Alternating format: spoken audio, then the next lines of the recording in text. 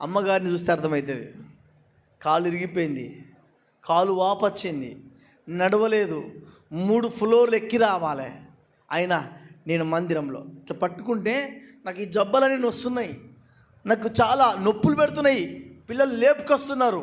అయినా కానీ ఫస్ట్ వారమే దేవుని మందిరానికి వచ్చాది. డాక్టర్ చెప్పిండు నువ్వు కాలు కింద పెట్టద్దని, డాక్టర్ చెప్పిండు నువ్వు ఏమాత్రం కదిలించద్దని. అయినా నేను దేవుని మందిరానికి వెళ్తాను. నా కాలు లేకున్నా పర్వాలే, నేను దేవుని మందిరానికి వెళ్తాను. ప్రియ దేవుని బిడ్డలారా, చాలా కష్టమా కాదా? అమ్మ కష్టమా కాదా?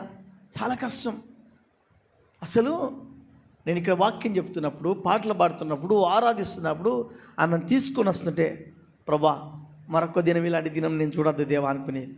మరొక దినం ప్రభా ఇలా ప్రభా ఎత్తుకొని రావద్దు నీ దాసరాలను, నడుచుకుంటూ రావాలి ప్రభా.